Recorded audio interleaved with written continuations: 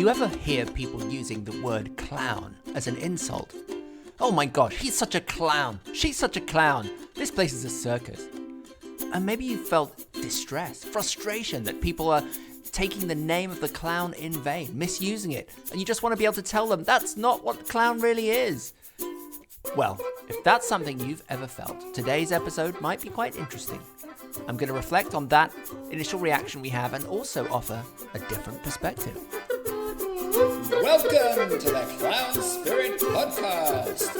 And here's your clowntastic host, Mr. Barnaby King. Hello. Thank you for joining me today on the Clown Spirit Podcast. It's been a while. I've been on a break. We had a number of episodes last year in our first ever Clown Spirit Podcast season. And then I decided to take a break over the summer. And I'm back now with the first episode of this second season. Things are going so well in Clown Spirit. And it's all down to you. I'm so grateful. I feel honored, humbled, excited by the enthusiasm, the response, the inspiration that seems to just be happening right now, the growth that's happening in the clown world that you are responsible for. You are all just gravitating towards clowning and bringing your whole selves into that beautiful space of clown. Every day I hear from you. I get messages from Clown Spirit Village members and just other people in the wider community. Like this one from Katrine. Hi Barnaby, I just want to say thank you for Clown Spirit. It helps me so much as a clown and a human. At the moment it feels like a bright star in my life. I felt insecure and worried all day. After the workshop today, so much less alone. Have a great day. And see you on Monday. And here's another one. From Carrie Fox. Your synthesis and facilitation inspires and is an inspiration. You share it and you model it. I thank you. Also thank you to all the participants. I learned so much from you and your generosity in participation. I literally receive messages like this several times every day, and it keeps me going because this can sometimes be quite lonely work. We're a very small organization. We're still just in our infancy, I think. And there's a lot of work and a lot of pressure, and most of it is on my own. And so I feel when I get messages like that, it gives me energy, makes me feel appreciated and loved, and makes me feel that the work is having impact, and so that it's worth doing. So thank you. And if you're not in the village or you're not aware of what that is and you're interested, take a look. Clown Spirit Village, if you Google that, you'll find us. We offer a lot of resources and support, partly for clowns, people who want to perform, but also for just people who want to bring the spirit and essence and the aliveness of clowning into their lives or into their work in ways that are more subtle, more unique, more personal. And that's actually what I want to talk about today in a roundabout kind of way. I was inspired recently by an article that was written by a friend of mine, an associate in the clown world, Tim Cunningham. I've known Tim since around about 2010, I think, when he was the chair of, or the executive director of Clowns Without Borders USA, he was already an experienced clown, and we invited him to come out to a conference/festival that I was running in Colombia, in Bogota, called the Clown Encuentro.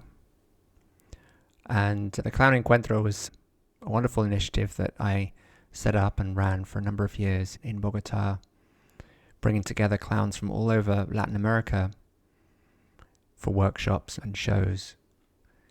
And Tim came as a kind of guest teacher and performer from the States, and as part of his participation in the Clown Encuentro, he worked for a few days with a local humanitarian clown organization called Pasos de Payasos, and they created a piece and they went around and toured it, and I was actually in that also, which was super fun.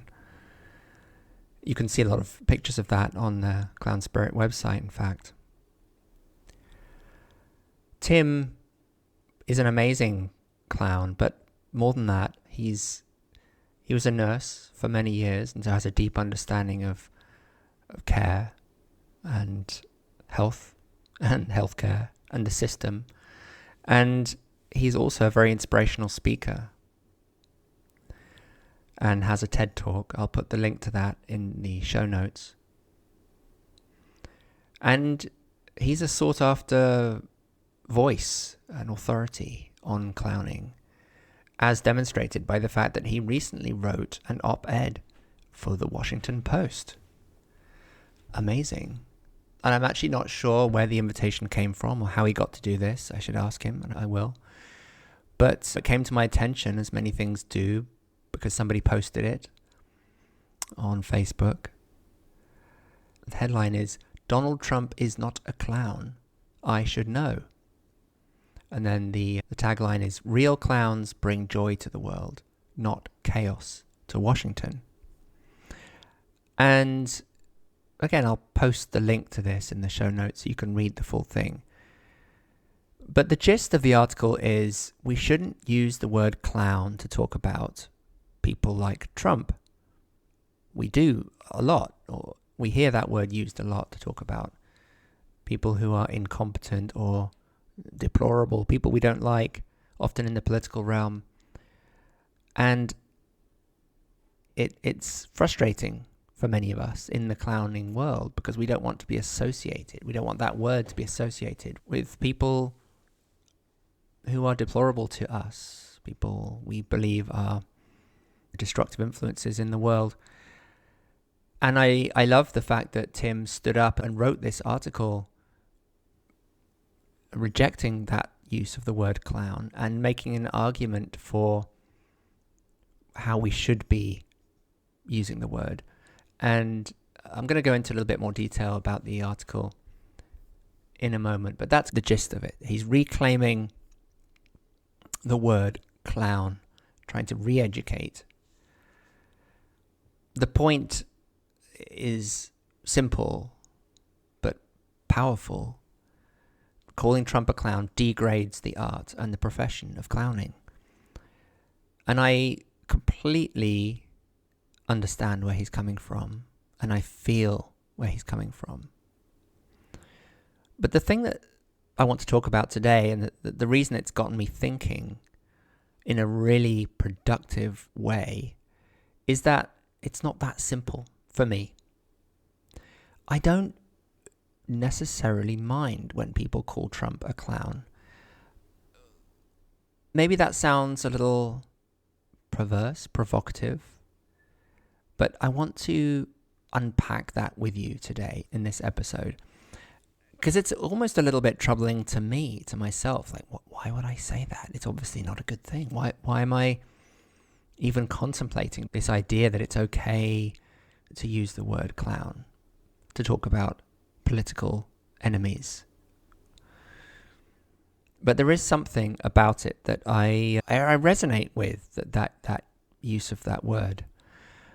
And so that really has been buzzing around in my mind in the last few weeks since the article came out.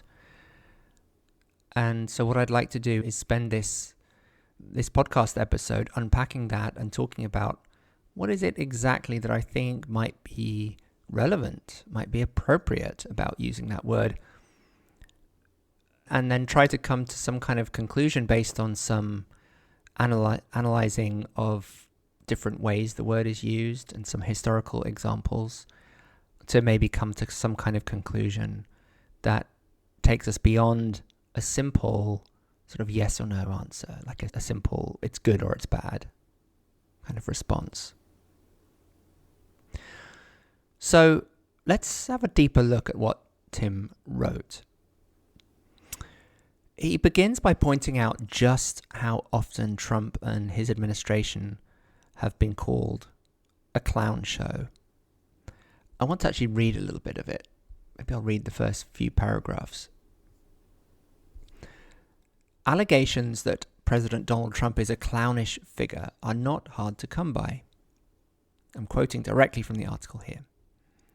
Political strategist James Carville referred to Trump's administration as the clown show after Homeland Security Secretary Kristi L. Noem gave an incorrect definition of habeas corpus during a Senate hearing. In response to the president retreating from both his hefty tariff plans and his nomination of Ed Martin to be U.S. Attorney for the District of Columbia, MSNBC commentator Lawrence O'Donnell called the president a humiliated clown. And when the president made himself the focal point of laughter in June by hosting a birthday military celebration to a lackluster crowd in D.C., hundreds of demonstrators across the country participated in Kick Out the Clowns protests, which they described as a nationwide counter-circus to the president's tacky parade. But none of this qualifies Trump for such a title. I am a clown and board president of the non-profit Clowns Without Borders. I'm here to set the record straight. And he goes on to talk about, to set the record straight, he talks about a number of actual clowns, and he really gives some great examples of stage clowns like Bill Irwin and characters from Cirque du Soleil, characters created by Michelle Matlock, Mookie Cornish, Pig Iron, Spy Monkey, and he talks about healthcare clowns, Laughter League, Healthy Humor. He talks about historical clowns and sacred clowns from the Native American peoples. And he gives a really great survey of all the spaces in which clowning is this deeply, for one thing, virtuosic and technically complex practice that takes many years to perfect. And on the other hand, also how beneficial it is and how it's being used in various socially vital ways to help people. And it's a great manifesto for clowning. Towards the end of the article, he says, our joyful work has been diminished into an insult. Every election season, the word clown resurfaces to compare tumultuous Washington politics to a circus. Political commentators and social media users are not the ones who wrongfully sling this jibe. Clown is used by almost everyone to belittle those seen as foolish or incompetent. The more we mistreat the word, the more we lose understanding of a sacred art form. So Tim argues that we should find a better metaphor to depose fascism. We should keep clown out of Trumpian comparisons. We should give clown the respect it deserves and invoke clowns for good. And of course, this jives totally with how I see clowning and what I believe clown spirit is all about, which is to bring this kind of positive counterbalance to the world which is in chaos and often shrouded in darkness. So I get it, and part of me wholeheartedly agrees. So Tim is right. But here's where it gets interesting. Because while I agree with Tim in principle, I also feel some difference in my gut. When someone calls Trump a clown, part of me actually nods. I think, yes, exactly, that's what he is. So how can both of these things be true? And is this just my own kind of clownish obstinacy or desire to play devil's advocate and to be different, to disagree, which I recognize as a trait in myself a lot. But maybe it doesn't have to be one or the other. Maybe there's the possibility here of finding a more productive way of processing these ideas and to produce some new awareness. I think where I'd like to begin with this is that I've always thought that there are two very different ways of thinking about or using the word clown. And you may well be aware of this already, but I want to make this distinction in case you're not clear about it. So sometimes I talk about myself as a clown. I introduce myself to people in certain contexts as I'm a clown. And I don't have to look like a clown or be in clown when I say that. It's part of who I am as an identity, mainly because as a profession, I trained as a clown and I perform as a clown, and I'm technically, I have a clown practice. I become a clown by putting on a costume or a red nose, but I also am the clown before that, because I'm in the same way that I might say I'm a doctor even when I'm not in my office or in my clinic seeing patients, or I'm a lawyer even when I'm not at work. It's a vocation. Maybe that's the best way of putting it. But it doesn't have to be my profession to be able to say that either. I could be a performer, a clown performer in my spare time and still describe myself as a clown. Now, that doesn't mean at all that I am an idiot or a clownish person. In fact, in my everyday life, I'm studious and serious and not particularly clownish. But I carry the title profession of clown. I have the training, I have experience, practice, technique, and all those things. So that's one version of the word clown. Charlie Chaplin is a clown. Tim Cunningham is a clown. Rowan Atkinson, we might say, is a clown. But that's only one layer, because there's also the clown as character. And this is perhaps where Trump starts to come into view, because clearly Trump, in that first iteration of a clown, Trump clearly doesn't belong there. He has nothing to do with the profession of clowning. The second level then or second mode of clowning, as distinct from that, is what we might call the character or the archetype, characterized by foolishness, a kind of idiotic, guileless stupidity, oblivious to his real nature or her real nature. So Rowan Atkinson is the performer and he's a clown performer, but Mr. Bean is his character and is also a clown, is a clownish character. Chaplin's Little Tramp, Grok, these are clown characters, and there are many ones we could give examples of.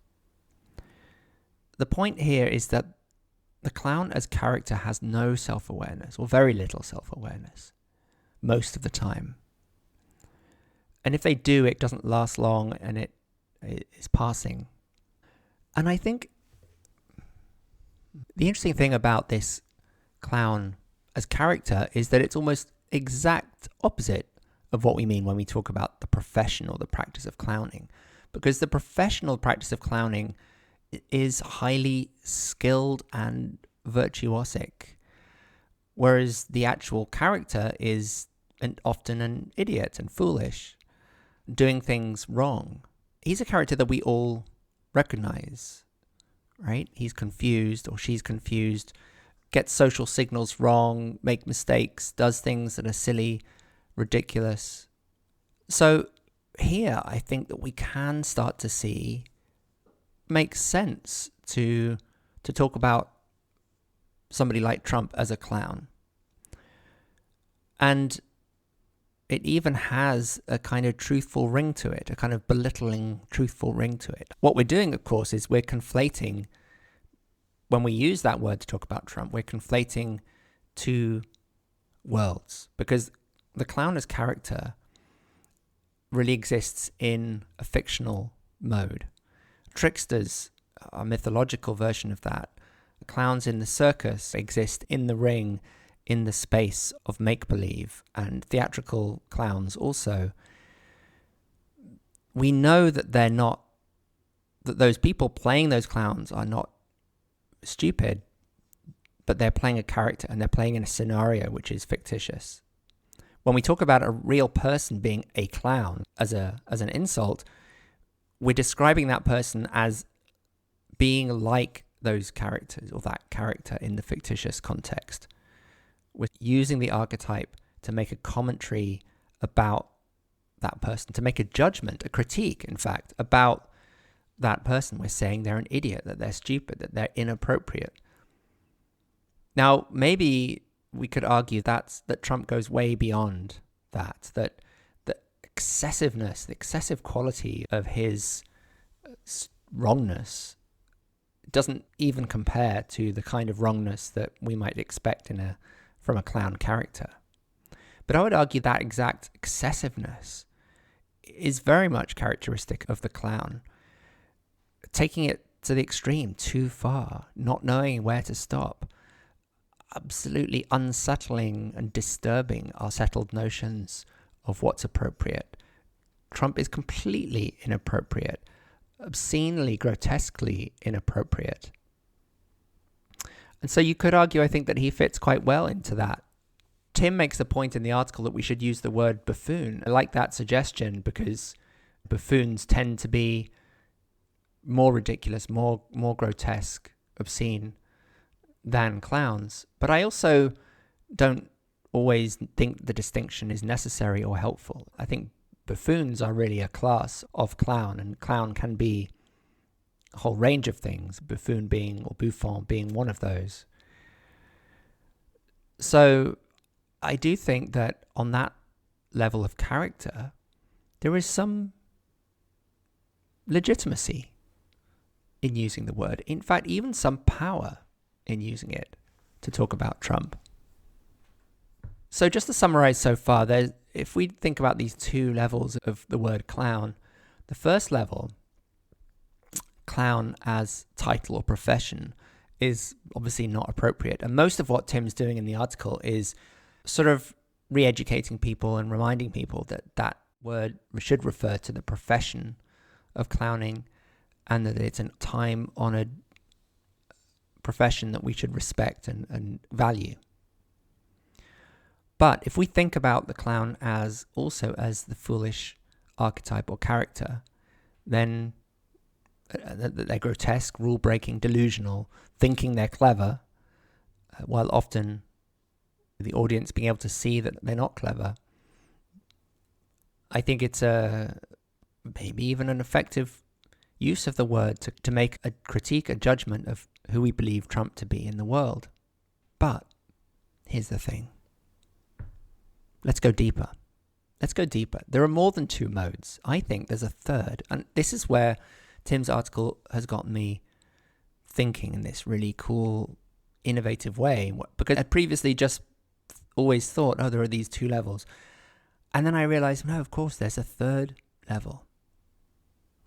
Because clowns aren't just idiots. They are idiots on the surface. And that's the whole point of clowning, in a way, is that the clown carries a deeper truth, something more profound that lies beneath that foolishness. So the foolishness is a kind of a clothing, it's almost an envelope that can be used to transmit something that may be unpalatable or difficult to take on board or to listen to. This reminds me of Sigmund Freud's very good essay on the jokes and the unconscious, where he talks about jokes as a kind of envelope, as a space, as a holder, a channel for communicating truths that are difficult to stomach in a lighter, more palatable way. And I think this is one of the things that clowns do. So the clown character may be an idiot, but within that portrayal of foolishness, clowns reveal truth. through vulnerability, failure, through their arrogance, flaws, etc., they connect us to our shared humanity. They embody flaws so we can laugh and feel less alone. So I want to talk about this third, deeper level in a couple of ways that are a little bit more concrete. And I think that you will be able to come up with your own examples of this. To explain this, let me take the example of Grok. Grok is this wonderful Swiss clown who was at his height of his fame in the 1930s and 40s. And there is this one video recording that you can see on YouTube of a routine he did where he's at one point he throws this violin bow up in the air and tries to catch it as a sort of trick. And he can't do it. He keeps dropping it. But then he goes backstage behind a screen and he tries to throw it again. And he does. He manages to throw it and catch it. And you can see it behind the screen popping up and down. So you can tell he's successfully catching it and throwing it. And then he comes out with excitement because he can do it now. And then he drops it again. Each time he comes out in front of the audience, he drops it and cursing himself and getting more frustrated. And then going back to try it behind the screen. And he can always do it behind the screen. But then when he comes out, he can never do it. Then he gets distracted and he plays something on his violin. And at the end, he plays this flourish. And then in celebration, he throws the bow up into the air without thinking about it and catches it. And suddenly he realizes, look what I just did. I caught it. And he has this huge celebration. And then in the course of the celebration, he slips over and falls on his butt on top of the violin and crushes it. And it's this wonderful up, down beats to this sequence. And there's some deeper truth, right? That the foolish clown who's within the character is unaware, doesn't realize what's happening. But when we see it, we recognize the beauty of what's happening. We recognize the truth of what's happening as reflecting a deeper human reality. For example, the idea that there's a difference between what we can do in private and what we can do in public. The idea that when we put too much store by our own achievements and wanting to look good, we fall flat on our faces and we fail. And the moment we stop worrying about how we look, we suddenly are able to do things we hadn't realized we were able to. These are deep human truths that the clown reveals to us. And I think in most good clowning, we can see that. That within the stupidity of the character, there is a deeper truth communicated. And of course, we could say that's the performer, that's the virtuosic artist who is placing that sort of deeper human wisdom. So they're in control of that. So it really just brings us back to level one. But I would say something else going on there. I think that there is something innate and essential about this archetype of the clown that goes beyond the artist's control, that has to do with the way that we relate to failure and seeing people's flaws. That when we see those negative aspects of human behavior that we don't normally want to acknowledge, we feel seen, we feel connection, we feel more human. It releases us in some way. It's very therapeutically healthy for us. It's this deeper truth-telling capacity that the clown archetype has. And we see it in many forms of the mythological trickster or the medieval fool, or even in silent movie comedies, in circus clowning. Our laughter is sometimes just gut laughter, the clown, and sometimes the laughter comes from this deeper recognition of ourselves, something that connects us.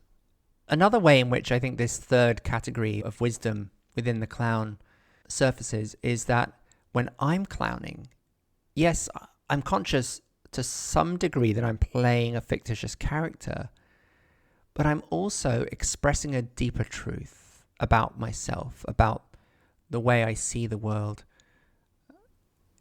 and the way that I experience the world, my own sense of identity.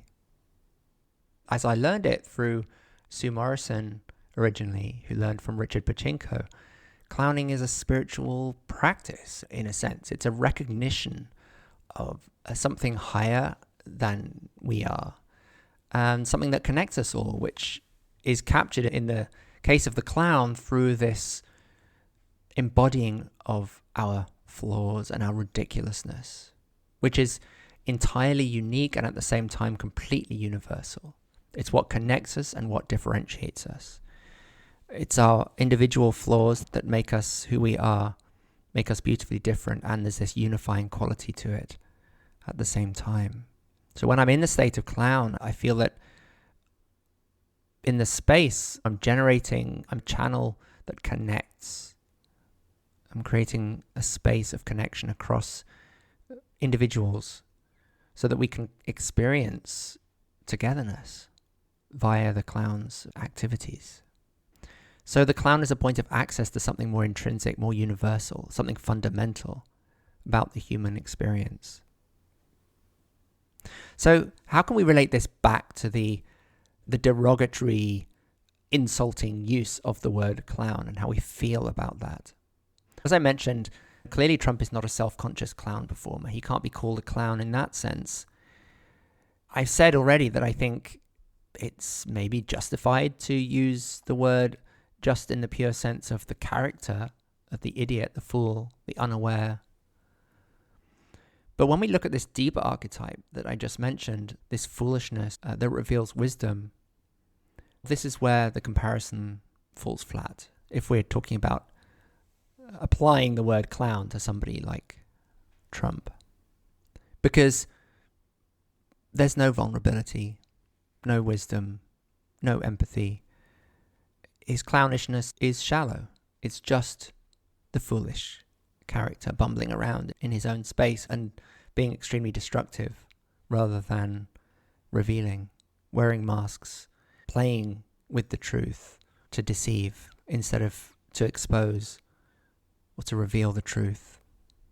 And yet, calling Trump a clown still does something.